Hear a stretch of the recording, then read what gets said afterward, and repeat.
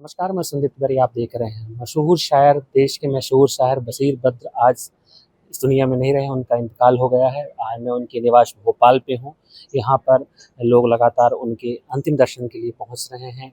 वो ये जो बशीर बद्र हैं, उन्होंने ना कि भोपाल बल्कि पूरे देश और दूसरे देशों में भी अपने शायर का जो शायरी पढ़ते थे, उनको लोग अभी भी याद करते हैं, पढ़ते हैं। और डिमोशिया जो बीमारी है, भूलने की बीमारी थी, उससे ग्रसित थे और 95 साल की उम्र में आज उनका निधन हुआ है। भोपाल में अभी 7:30 बजे उनका अंतिम संस्कार किया जाएगा। उसके पहले यहाँ पर लोग उनके यहाँ पहुँच रहे हैं।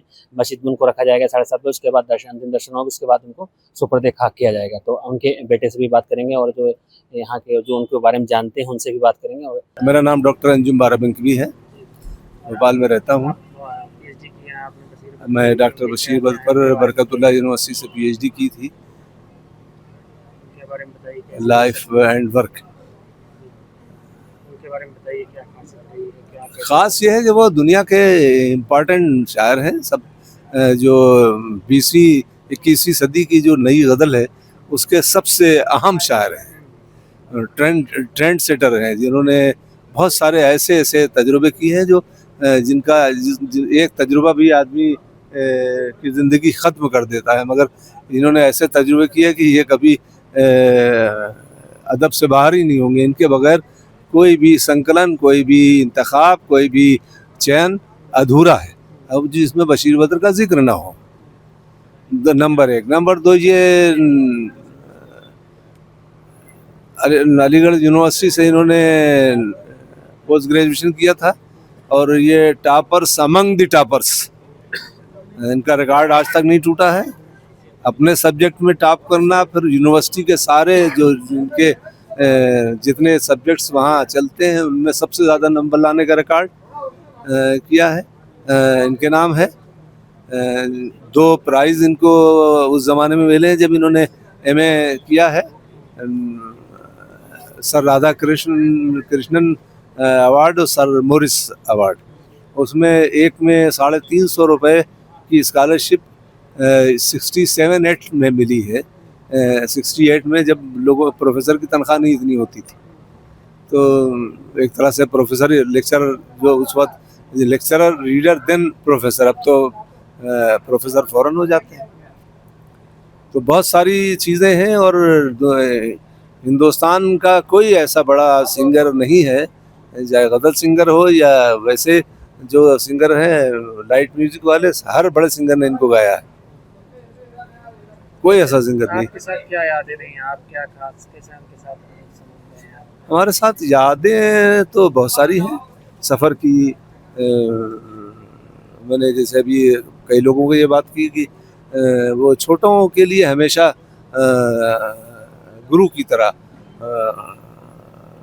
इंस्ट्रक्टर की तरह से, उस्ताद की तरह से रहे, हमेशा अपने छोटों को प्रमोट करने में ऐसा कम होता है, वरना आमतौर से लोग अपनी शोहरत के नशे में रहते हैं। बशीर बद्र एक ऐसे शायर हैं जो हमेशा अपने छोटों को उनके लिए प्लेटफार्म तैयार करना, उनको प्रिविलेज देना, उनके लिए क्या पाएँ क्या कर दें, सीनियर्स के साथ उनका रवैया हमेशा अच्छा रहा। सिर्फ अपने जो कंटेम्प्रेरी लोग थे, जो हमअसर लोग थे, उनसे हमेशा राइवलरी उनकी रही, इसलिए रहना भी चाहिए। इसलिए कि अच्छा लिटरेचर लिखने के लिए, तख्लीक करने के लिए, जब तक आप किसी का राइवल नहीं होंगे तो उससे निकलेंगे आगे कैसे। सर, आपने उनके ऊपर पीएचडी किया, क्या ऐसी चीज़ें हैं जो लोग आम व्यक्ति नहीं जानता है? आपने कुछ रिसर्च किया, कुछ अलग निकाला? देखिए, ये पहले आदमी हैं जिन्होंने सबसे ज़्यादा अंग्रेज़ी लफ्ज़ अपनी शायरी में इंट्रोड्यूस किए हैं। इनसे पहले लोग हास्य व्यंग या मज़ाहिया शायरी में और कभी आपको लगता नहीं है कि ये लफ्ज़ अंग्रेज़ी होगा। जैसे यहाँ लिबास की कीमत है आदमी की नहीं, मुझे गिलास बड़े दे शराब कम कर दिया। अब ये गिलास जो है वो अंग्रेज़ी है।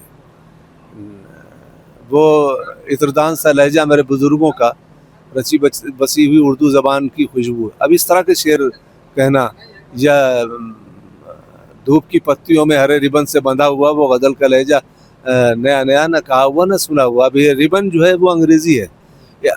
आपको बाद में पता चलता है कि अंग्रेजी, चूँकि ऐसा घुल मिल गया है ये हमारी हिंदी, हमारी उर्दू में, कि वो लगता नहीं है कि बाहर का शब्द है। ये कारनामा बशीर बद्र का है कि उन्होंने बादशाह की तरह, ज़मींदार की तरह से लफ्ज़ों का चयन करके और अपनी जागीर बनाया। ये कम है, एक आध लफ्ज़ तो हर कोई लफ्ज़ आप सोच लें, बटन, चेन, घड़ी, टेबल, चेयर, जो सामने की इस्तेमाल की चीज़ें मिलेंगी आपको, टाई, कोट, बहुत अच्छा सा कोई सूट पहनो तंग दस्ती में, गरीबी में छुपी ये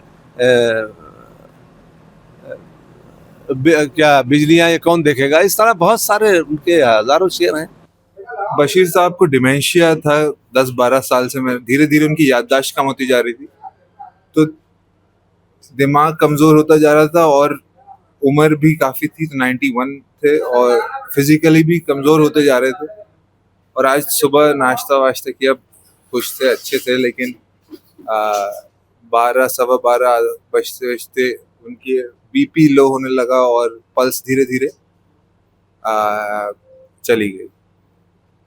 तो मेरे ख्याल 15 या 20 मिनट के अंदर ये हुआ। 10 मिनट बाद डॉक्टर आए, उन्होंने देखा तो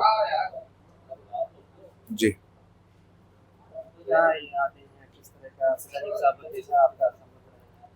मेरा संबंध, मेरे ख्याल से जो उनकी शायरी का संबंध उनके सुनने वालों से है, वही मेरा और उनके बाप बेटे का संबंध भी है। एक संबंध जिसमें बहुत आज़ादी है, उसकी वैल्यूज़ हैं, उम्मीद की, मोहब्बत की, और एक खुशनुमा सा रिश्ता है। और यही मतलब लोग मुझसे पूछते हैं कि आप क्या ट्रिब्यूट देना चाहते हैं, आप चाहते हैं लोगों ने कैसे याद रखें। मैं कहता हूँ कि आप उनके शेर पढ़ें बस, और वो ये ट्रिब्यूट है। बहुत सारे उनका ये शेर जो है, जो यहाँ लगा है मेरे पीछे, उजाले अपनी यादों के हमारे साथ रहने दो, न जाने किस गली में ज़िंदगी की शाम हो जाए। ये तो उनका बहुत मशहूर ट्रेडमार्क शेर कहा जाता है। मेरा जो पसंदीदा शेर में से एक है, वो है कि कोई फूल धूप की पत्तियों में हरे रिबन से बंधा हुआ, वो गज़ल का लहजा नया नया, न कहा हुआ न सुना हुआ। एक बहुत मशहूर शेर है जो हमेशा कोट किया जाता है जब भी कोई हादसे होते हैं कि लोग टूट जाते हैं एक घर बनाने में, तुम तरस नहीं खाते बस्तियां जलाने में। तो ऐसे तमाम शेर मैं आपको कितने सुना सकता हूँ। सैयद इफ्तिखार अली है। बशीर साहब मेरे छोटी बहन, उनसे मंसूब है। राहत बद्र। बशीर भाई बड़े पुरखलूस आदमी थे और बहुत अच्छे शायर थे। एक ज़माने में जब वहाँ से मेरठ से आए हैं भोपाल, तो हम लोग सदर मंजिल के पीछे रहा करते थे, वहीद मंजिल कहलाती थी। उसमें अक्सर नशिस्तें भी उनकी होती थी और बहुत लोग मजमा लगा लेते थे, जिसकी वजह से कि बहुत बड़ा मैदान था अंदर, लेकिन उसके बाद भी जगह कम हो जाती थी। और ये ऐसा नहीं था, पद्मश्री थे, उसको गवर्नमेंट ने रिकग्नाइज किया था। इसलिए उनके बारे में कुछ कहना, चांद को और सूरज को अपने और रोशनी दिखाना है कि साहब नहीं। वो बहुत, उनका एक शेर तो बहुत मशहूर हुआ, यादें अपनी उजाले अपनी यादों के हमारे साथ रहने दो, न जाने कब जिंदगी की शाम हो, किस गली में जिंदगी की शाम हो जाए। वो मुशायरे में ऐसे ऐसे चुटकुले छोड़ते थे कि लोग उससे बहुत ज़्यादा महसूस होते थे, बड़ी खुशी होती थी उनको मिलके। अब मुझे याद है कि वो एक बार हम लोग कहीं बाहर गए हुए थे उनके साथ, वो भी साथ थे, चश्मा टूट गया। तो बड़ी परेशानी, दुबई में थे बल्कि हम लोग वहाँ, उनको चश्मा, अब चश्मे वाले ने साहब पैसे नहीं लिए उनसे कि नहीं साहब आप हमारी दुकान पे आए, भला हम आपसे वो पैसे लें। और वो बहुत जिद में रहे कि ले लो, उसने नहीं लिया। तो चाहते थे कि अपने हर किसी से कोई अपने ऐसी कोई चीज़ ना लें, जैसे सरलता बहुत, बिल्कुल अपने टू द ग्राउंड है बिल्कुल उनका। और उनकी शादी तकरीबन लेट 90s में हुई थी, तब से हम लोगों का साथ था। वो उसके बाद से जो आए थे वो मैरिड तो गए नहीं वापस, बच्चे आते जाते रहते थे उनके। आपकी सिस्टर हैं? मेरी सिस्टर हैं छोटी, राहत बद्र जो है मेरी सगी बहन है। और फिर ये उर्दू एकेडमी के चेयरमैन हो गए थे, तो भी बड़ा अच्छा वक्त गुजरा उनके साथ। एक बार हमने होटल में खोल ली थी, तो उनसे कहा कि बशीर भाई वैसे तो आप खुद एक डिग्नेटरी हैं, लेकिन हम चाहते हैं कि या तो आप इनॉग्रेशन करें या कि नहीं, मैं तो घर का फर्द हो जाऊंगा, इसलिए मुझे नहीं बुलाओ, अपन चलते हैं गौर साहब के पास। तो बाबूलाल गौर साहब के पास गए, तो उन्होंने कहा आप तो फ़ोन कर देते, मैं आ जाता, हाजिर हो जाता। तो वो गौर साहब एक अलग शख्सियत थे, लेकिन ये कि उनके साथ भी बहुत अच्छा ट्रीटमेंट था उनका, गौर साहब का भी। बस अभी फ़िलहाल तो कोई नहीं आया, लेकिन आएंगे, लोगों के फ़ोन आ रहे हैं राहत भैया के पास। और मुस्तकिल अलीगढ़ से भी कई लोग कांटेक्ट कर रहे हैं। मेरी बड़ी बहन है रज़िया हामिद, उनके पास भी बहुत से अलीगढ़ से कांटेक्ट्स आए उनके ताज़ियत की। और इसमें कि बशीर साहब को कौन नहीं जानता है, एक पान वाला भी कहता है कि सब हर आदमी जानता है उन्हें। और उनका घर, उनका अरे साहब अच्छा तो हमें मालूम है कहाँ रहते हैं। अभी इसी सिलसिले में कि अब नहीं रहे तो लोगों को खबर की कि भाई उनको कहाँ है, तो मैं बशीर साहब को पता बता देता हूँ। नहीं नहीं मुझे मालूम है साहब, वो तो सब इसलिए कि इस कदर शर। मेरा नाम सैयद इफ्तिखार अली लिखता हूँ। आपके राज्य की खबरें, आपके शहर की खबरें सबसे पहले जानने के लिए देखते रहें अमर उजाला। चैनल को सब्सक्राइब जरूर कर लें और पाएं हर अपडेट।